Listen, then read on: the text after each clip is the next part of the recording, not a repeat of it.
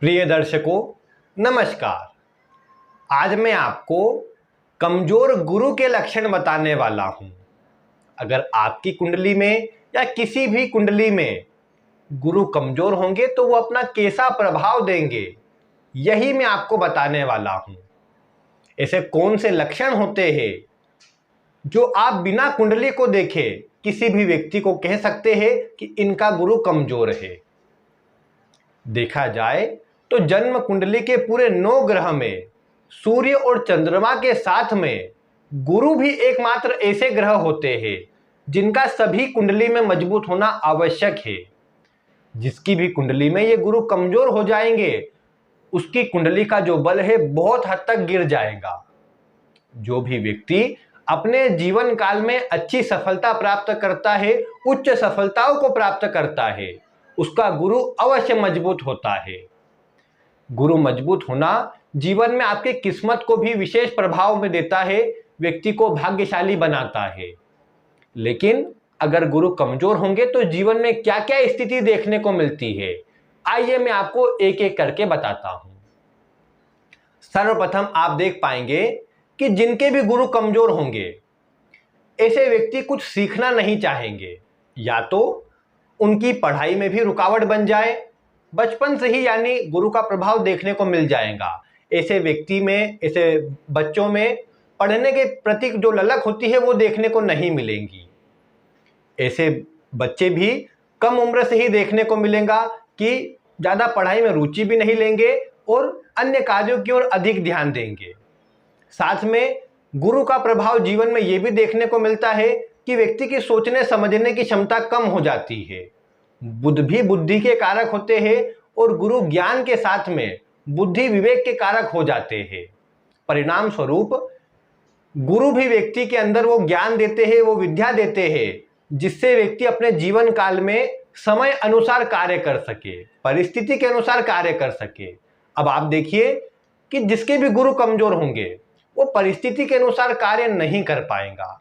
कब क्या करना है, कब क्या बोलना है, कब किस कार्य को कैसे मैनेज करना है, ऐसा व्यक्ति नहीं कर पाएगा। शिक्षा काल में बाधा आना, शिक्षा के बाद जब ऐसा व्यक्ति आगे करियर में कुछ ग्रोथ के लिए प्रयास करे तो उसमें भी कमजोर गुरु उसे आगे नहीं बढ़ने देंगे।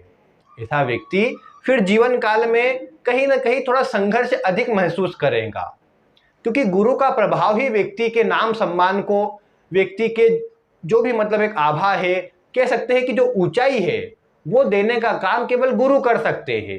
अब जिसके गुरु कमजोर होंगे उसे ये सब कभी नहीं मिल सकता। और अगर ऐसा व्यक्ति अपने कार्यों के द्वारा गुरु को और कमजोर करे तो फिर आप समझिए कि कभी ऐसा व्यक्ति सफल हो ही नहीं सकता है। कार्यों के द्वारा इसका मतलब यह है कि ऐसा व्यक्ति धर्मांध हो जाए, यानी जो भी उसका धर्म हो। धर्म का मतलब ये नहीं कि वो किस जाति से है, किस वर्ण से, उसका मतलब मैं नहीं बता रहा हूं। धर्म का मतलब कि वो जो उसके कार्य है, उसका जो कर्तव्य है, उसको सही ढंग से पूरा ना करे, अपने कार्यों को टाले, दूसरों को अपशब्द कहे, जो बड़े लोग हैं उनका अनादर करे, उनकी बातें न सुने, स्वयं के घमंड में रहे। इगोइस्टिक स्वभाव जिस व्यक्ति का बन जाएगा उसके गुरु कमजोर हो जाएंगे।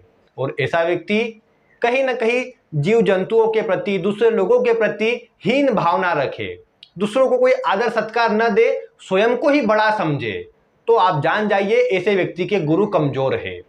जो झुकना जानता है उसी व्यक्ति का गुरु सबसे अच्छा है, उसी व्यक्ति का गुरु मजबूत है।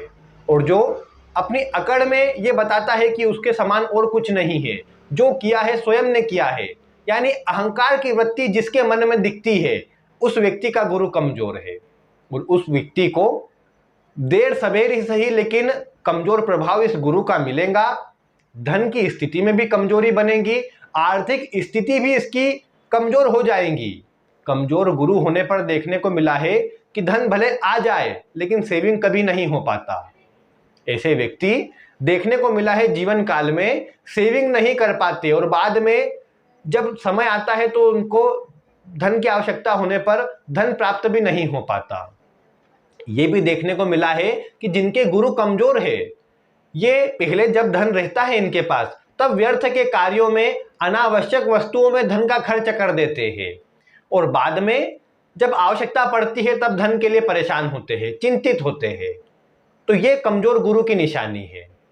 कमजोर गुरु होने पर, जैसा मैंने कहा, व्यक्ति धार्मिक क्रियाकलापों से दूर हो जाता है, धर्मांधता उसके अंदर आ जाती है।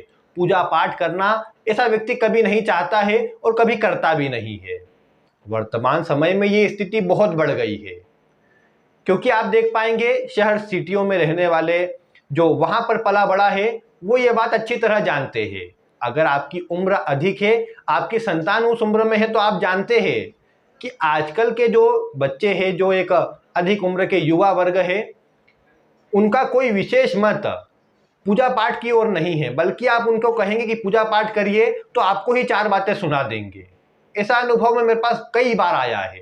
माता पिता रोते हुए ये बात बताते हैं कि उनके बच्चे कोई पूजा पाठ में मन नहीं है, बल्कि हम करें तो हमको और कुछ बात सुनाते हैं। तो ये किस कारण से? ये कमजोर गुरु होने के कारण से। और कमजोर गुरु होंगे तो जहां धर्मांधता बढ़ेगी, दूसरों के प्रति द्वेष के भाव बढ़ेगा, वहीं आप ये भी देख पाएंगे कि ऐसे व्यक्ति को अपने जीवन में सफलता भी नहीं मिल पाएगी। और साथ में विवाह में देरी होना, वैवाहिक जीवन में परेशानी बढ़ना, ये बहुत बढ़ जाएगा। अभी आप देख रहे हैं कि विवाह नहीं होना एक बड़ी परेशानी बन गई है। इसका कारण क्या है? यही गुरु का कमजोर होना। और जैसा मैंने कहा कि स्वयं के कार्यों से ही व्यक्ति कमजोर करे तो फिर उसमें कोई क्या कर लेगा। गुरुजनों का, बड़े लोगों का, माता पिता का अपमान करना ये गुरु को कमजोर करता है। पूजा पाठ आदि सबसे दूर हो जाना, उनके विषय में अपशब्द कहना, ये सब गुरु को कमजोर करता है। अब देखिए, गुरु में कमजोर होने पर एक बात और देखने को मिली है। अगर आप केवल अपने स्वार्थ के लिए, अपने कार्य को पूरा करने के लिए ईश्वर का पूजन करते हैं कि ईश्वर मुझे इस कार्य की आवश्यकता है, ये हो जाए, उसके लिए आप बहुत पूजा कर रहे हैं, और जब वो कार्य बन गया तो आपने ईश्वर को पूजना ही बंद कर दिया, यानी आपके गुरु कमजोर है। केवल स्वार्थ सिद्धि के लिए पूजा करना ये कमजोर गुरु की निशानी है। दिखावे के लिए पूजा करना, दिखावे के लिए दान करना, ये कमजोर गुरु की निशानी है। और इसके प्रभाव स्वरूप जहां देखने को मिला है कि विवाह में परेशानी आती है, वैवाहिक जीवन में परेशानी आती है, वहीं संतान होने में परेशानी, संतान होने के बाद संतान से भी सुख नहीं मिल पाते हैं। अगर आपने जीवन काल में कुछ ऐसे कार्य किए हैं जिससे अन्य लोगों को कहीं ना कहीं आपने नुकसान पहुंचाया है, अन्य की क्षति करी है, तो आप देख पाएंगे आपके गुरु कमजोर होंगे।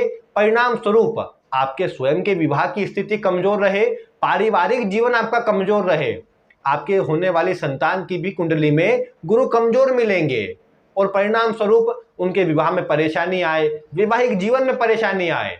वर्तमान समय में जो अधिक तलाक की स्थिति बढ़ रही है, अधिक विवाह टूट रहे हैं, इसका कारण क्या है? इसका कहीं ना कहीं कमजोर गुरु भी एक कारण है। क्योंकि गुरु मजबूत होते हैं तो भले ही दाम्पत्य के भाव से इनका कोई संबंध हो या ना हो, लेकिन मजबूत गुरु विवाह को टूटने भी नहीं देते हैं।